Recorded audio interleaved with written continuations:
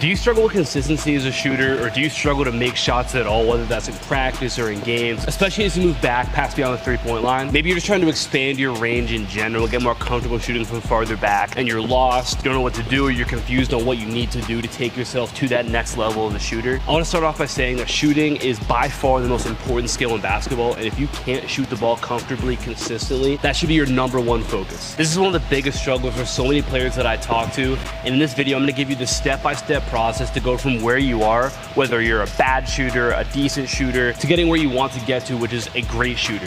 I'm gonna give you the step-by-step blueprint to do that. Before we get into that, I have a weird question for you. Have you ever seen this picture before? It actually has a ton to do with becoming a great three-point shooter, so remember this, we're gonna talk about this later. Now I'm gonna walk you through exactly how to become a better three-point shooter, and stay tuned to the end of the video because I'm gonna explain exactly how you can become a consistent in-game shooter and take your perimeter scoring ability to the next level. Let's get into it. So first, let's talk about a couple form keys that I think are really important. And the first thing is what your hands are doing. This can vary a little bit for every player, but here's a huge mistake that I see and a really big misconception that I want to dispel now. People say you want to have your hand in the middle of the ball, and that's true, but a lot of times the way that you hold the ball is a little bit off to the side. So when players try and hold the ball directly in the middle, looking from the top down, they're actually holding it on the side when they actually go up into their shot. And that's why you have a lot of players who will shoot with weird spin because their hand isn't placed in the center of the basketball. So a lot of times you want to have your hand actually off a little bit to the side of the ball when you're holding it here, but in reality when you go up with it, it actually will be in the middle of the ball. So that also means that your guide hand doesn't need to be directly on that side. You can shift it a little bit towards the back, and then as you go up, you'll actually have the ball with that shooting hand in the center and then that guide hand actually on the side. So try getting your hands a little bit wider on the ball, and a lot of times it's gonna make it feel a lot more comfortable for you. The other area that players struggle with is their release. So I wanna give you guys a couple guidelines to look at, and this can really help you to have a more consistent release and make more shots. So the first thing we need to do is find the air hole on the ball. So every ball is gonna have an air hole. And again, this is personal preference, but for me, I like to split that air hole with my first finger or my middle finger. That's how I know that my hand is directly in the center of the basketball. Again, I've got this guide hand off a little bit to almost towards the back of the ball, when in reality it is on the side. But if I know that I have my hands there splitting that air hole, I know that this is the center of the ball. So now my goal is that my last two fingers to come off that ball are gonna be those two fingers, because now I know that I'm shooting it straight coming through the middle of the basketball. So I want you to do this. Just practice with the ball, find that air hole, and shoot the ball just straight up in the air, and work on focusing on having those last two fingers coming off of the ball last right there. And I really like to get that pointer finger down almost in a ascending order like that, because then I know that these two fingers are probably directing that ball if that's where my follow through is at the end with those fingers down. So try that out, see what feels best for you, and then rep it until it starts to feel comfortable. Now let's talk about another huge key, which is energy transfer. And this is a big reason why a lot of players struggle to shoot from farther back. When I shoot the ball, all that I'm doing is transferring energy from the ground through my body into the ball so I can get it to the basket, okay? But if there's a break in that energy transfer, then we're not gonna be able to do that, and it's really gonna be difficult for you to shoot from farther back and do it consistently at a high level. So all that you wanna think here is ball going first, meaning that when I'm down into my shot, the first thing that's gonna move is the ball, because now I know I can transfer that energy up through my body and it's going to get to the ball. But if I were to go body up first, and then the ball, now I have no energy to actually put into the basketball, and it's gonna be really hard for me to shoot it from farther away. So the first thing we're gonna do just to emphasize this point is what I call ball raises. You're gonna get down into that shooting stance like you're catching the ball, and all we're gonna do is focus on keeping our body at the same level, but that ball is gonna raise. So you can think about bringing it up like thumb to your forehead, body is staying at the same level, but that ball is going up, just so we can really start to feel that ball moving first. And the next thing we're gonna do to emphasize this is called the 1-2 through drill. So all that I'm gonna do is imagine like I'm getting a pass and I'm almost reaching out for it. So if that pass is coming to me, I'm going to get it and bring it to my body here. That's my one position here, just straight out like that. Hands on the ball, just like we talked about hand placement, right where I want it. And then from there, I'm gonna get to my 2, which is just right down to my shooting pocket. And then my through is gonna be ball and then up, right? So we're adding in that ball raise. I'm in my 2 position, going up first, and then my body goes. But now we're just adding that 1 and 2 before that. So I'm here in my 1, I'm dropping down to my 2, and then it's up through like that. Here, up with that. That's a great way for us to emphasize being able to have that good energy transfer by having that ball move first. So another area that's critically important as a shooter is your feet and being in control of your feet. And something that can really help you to feel more under control and allow you to transfer energy better off of the catch is being able to get to a quick hop into your shot. So all that means is if I have that pass coming to me, I'm able to hop off my outside foot, land on 2 feet, and then go up into my shot. What that's gonna allow me to do is get that little bit of that stretch shorting cycle and get a little bit of energy return up into my shot as opposed to stepping 1-2. Not necessarily wrong, but this is a really good way to be on balance, under control, and able to, again, use that energy coming into our shot, which is really gonna help, especially when you're farther back. So again, all that is that pass is coming and I'm off that outside foot up into 2. Let's say I'm in place, it can be the same thing, off of one of my feet, landing on 2 up into my shot. If I'm going up towards my left, same thing, up off 1, landing on 2, up into my shot. So we can first get comfortable with this in the mid-range. You can just throw the ball to yourself. You have a passer, they can throw it to you, but getting really comfortable with that footwork going up into that shot. Once we do that, we can back up 3-point line with it, off that outside foot, landing on 2, up into that shot. So let's talk about important actions that you need to master if you want to be a great shooter. The first one is being able to shoot coming off of a relocation. So usually on a driving kick, you're either relocating maybe down towards the corner or up towards the wing or from the wing to the top of the key, but you're essentially moving and being able to move laterally, catch that ball like we were just looking at, hopping off that outside, landing on 2. Super common action that you need to be able to shoot off if you want to be a great shooter. The next type of action is that extra pass or that one more pass where maybe you're in the corner and the ball gets kicked out to the wing and they swing it down to you for one more pass. So being able to catch, make that turn from the side and go into that shot, or being able to step into it from that side pass. The next action is a pin down. So being able to go from inside the 3-point line, sprinting out, maybe it's coming off of a down screen, sprinting out behind the 3-point line, being able to turn, catch that ball, go into that shot. And then the next one is coming off of transition. So being able to run in transition, catch that ball that gets kicked ahead or drive, kicked out to you, being able to knock down that shot as well. Those are all actions that are super common. If you can get good at doing that, you're gonna be a good shooter from behind the 3-point line. Now, once we have those foundational pieces down with our form and we understand what our feet should look like and how to best maximize our energy transfer and all that sort of stuff, the thing that you really have to understand is that it takes reps. We have this amazing ability to do what's called self-organization, which basically just means that we can adjust and correct ourselves when we do something over and over again. But you only give yourself this opportunity to self-organize if you get enough reps and you fail enough that you give yourself a chance to have to make corrections. Let's say you keep on missing to the left. If you continue to shoot over and over and get those reps up, eventually you figure out how to not miss to the left. And now when you're in a game and you miss a shot to the left, you know how to fix that. But the only way you get to a point where you can build that sort of ability to be resilient and be a problem solver as a shooter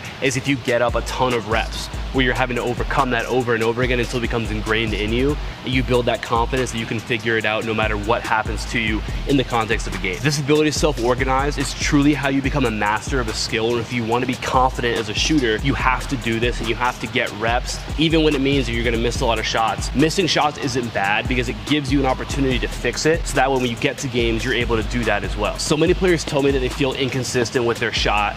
They're great one day and they make everything, and then the next day they're awful and can't make anything at all. And the simple answer to them when it comes to how to build consistency is shoot more. You have to do it more. You have to work on it more. That's how you're going to build that level of consistency. Again, you're going to be able to figure out why you're missing. Okay, what kind of misses? Are they long misses? Are they flat? Are they left, right? And eventually, if you just focus on figuring it out and doing it more, you learn how to not miss that way. You learn how to correct yourself. And then you're gonna get into a game, and instead of having a whole game where every shot you shoot misses left or misses flat, you're able to adjust after a couple reps because you've done it so many times over and over and over again. That's how you build a level of consistency. So if you feel like you're not as good a shooter as you want to be, or you're struggling with consistency, the answer is get more reps, get more reps, get more reps. This compounded effect takes time, and the more you do it, the better you're gonna be. And that's how you build true confidence as a shooter to make shots in games. Now let's talk about how you can become not just a great shooter in workouts or in practice, but a great shooter in games. The first thing is variable practice. So not shooting the same shot over and over and over again all the time. Meaning your shooting workout doesn't look like, okay, 5 spots in the mid-range, I make 20 at the first spot, 20 at the next spot, next and I do the same thing in 3, and that's my entire workout. That doesn't look game-like at all, because in a game, you're rarely shooting the same shot twice in a row. Even if I'm gonna shoot from the corner every time, can I mix up the type of shot that it is? Maybe the first time it's a pin down getting out to the corner, and the next time I'm relocating to the corner, and the next time I'm backpedaling, and the next time I'm standstill. Now I'm able to make those reps variable, and that's gonna translate to better in-game success. The second key is to add challenge to your shooting. So if you feel like things are easy, finding ways to make it more difficult. And I did a video talking about this. I'll link that above. Make sure you check that out after this video where I go more in depth into that. But finding ways to make yourself struggle more in shooting, that's how you become better at something. When you have something to overcome, like I said earlier, having to self-organize and figure something out, the more you can force yourself to do that by adding challenge to your shooting workouts, the better you're gonna be. And then the third thing is working on this against defense. So for those of you who have people who you can work out with, different sorts of small-sided games, for example, a game where you're relocating and then someone throws a pass and someone's closing out to you, and to hit that shot with a closeout coming. If you don't have that, just whenever you're playing pickup or 2-on-2, 3-on-3, forcing yourself to shoot the ball as much as you can. So you're working on being able to shoot with a closeout coming, being able to shoot off of different movements, being able to shoot after you just played defense for 30 seconds. That's a really important part of making sure that you translate what you're working on to the actual game, is working on it in the context of a real game with defense. Now we're gonna go through a quick workout that you can do to solidify in these foundational pieces so you can become a better shooter. Let's hop into it. First thing we're gonna do is ball raises. So like we talked about earlier, we're getting down into that shooting position. Only thing that's moving is the ball. So I'm raising the ball, working on being able to move that ball first before my body goes. So I'm just repeating back and forth. This is also a good opportunity for you to work on that hand placement and get comfortable with it. So finding that air hole, splitting it, getting that hand more towards the back of that ball almost, down, and I'm up into those ball raises. Now we're gonna go with our 1-2 through drill. Again, finding that hand placement where I want my hands on that ball, so finding that air hole and splitting it. Then I'm getting to that 1 position straight out in front of me, dropping down to that 2. Notice how my feet are I'm almost hopping a little bit. We're kind of replacing my feet. So you hear that noise right there. You wanna make sure that you're doing that. So I get a little bit of that bounce back like we talked about with the hops. I'm out here, dropping to my 2, up into my through. My goal is to shoot that ball straight up in the air and have it land just right on that line so I know that I'm shooting it straight. So again, if you see it from the side here, finding where I want my hands placed, 1, down to my 2, up into that through. Now we're gonna do the same thing, but we're gonna start off close to the basket and actually shoot the ball now. Finding where I want my hands there, I'm in that 1, drop into my 2, up into my through. Out in that 1, dropping, ball goes up first, through, and you can choose whether or not you want to jump on these. Put in with that 1, 2, up into that through. So right here we're gonna go with paint jumpers, but we're gonna work on that ability to hop off that outside landing on 2 on the catch. So everything is gonna come in this rectangle from volleyball line to free throw line just about. So I'm just gonna toss the ball up to myself and get to a little bit of a slide, almost like a relocation, where I'm hopping off that outside, landing on 2, and then up into my shot. And you're just gonna repeat that. You can throw the ball kind of far. You can throw it where you're only moving a little bit into that hop off that outside, but you're gonna mix it up back and forth, really getting comfortable with being able to replace those feet off that outside footstep. We're gonna work on that same concept, but we're gonna back up a little bit and go in the mid-range now. So you can be wherever you want throughout the mid-range here. You're, again, just mixing up the direction that you're going. We're gonna get into that hop, getting yourself on balance, having good energy transfer, being able to reuse that little bounce back that you get from that hop right up into that shot, getting myself to that hop off that outside step. And you're gonna mix this up all throughout the mid-range. So now we're gonna go 3-pointers, working relocations essentially now. Still working on that footwork, getting comfortable with it, getting across. And again, you're gonna mix it up, starting wherever you want along the 3-point line.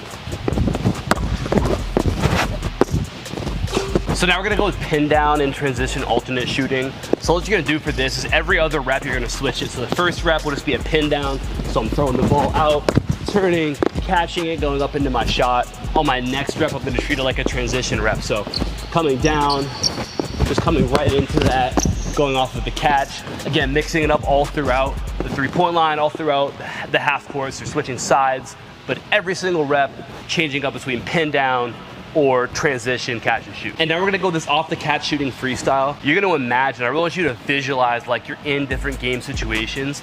Everything is gonna come off of the catch, but you're just gonna mix it up. So for example, I might shoot it like I'm getting a pin down here. Maybe I see pass, ball gets past the wing, someone comes to set a down screen for me, and I'm just out here visualizing myself getting that pass from my teammate, going up into my shot. Maybe for the next one, I'm treating it like my teammate drove, and I'm maybe a little bit inside the three-point line, so I'm backpedaling to space out a little bit, and they give me that pass off of that kick. So I'm backpedaling up into my shot. Maybe I can start here and treating it like we have a drive coming and I'm relocating. So now, okay, getting that pass from my teammate, getting up into it. You can treat it like coming down the court. Maybe the ball's on that side of the floor over there, and I'm sprinting into this transition three on that skip pass here. So I see myself getting that pass, shooting it. Have fun with this, just visualize yourself hitting game winners, just having fun, enjoying yourself, and really put yourself into those game situations. And then the last thing we're gonna do is deep range shooting.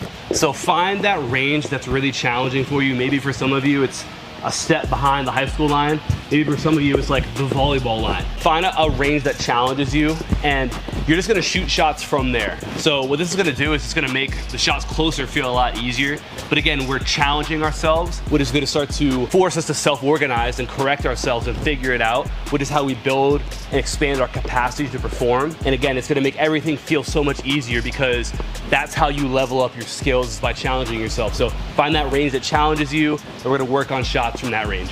If you really commit to doing these things and improving in these different areas, you're gonna become a great three-point shooter. And again, like I said, it's literally just about being willing to spend the time doing it. So going back to the picture that I was talking about, you have to continue to put the reps in, put the work in. You never know when it's gonna click and you're gonna figure it out. You're always like, it always could be that next shot, that next workout. That's why the reps matter so much. You've got to keep going, and it compounds, and you get better and better over time. So once we have these foundational pieces, put the reps in, and I promise you that you're gonna become a great shooter. And if you guys want my full shooting program that goes through all this stuff and more, make sure you check out the Elite Shooter System down below. Make sure you guys like, subscribe, and click a link in my description below to get my free Elite Perimeter Score workout as well.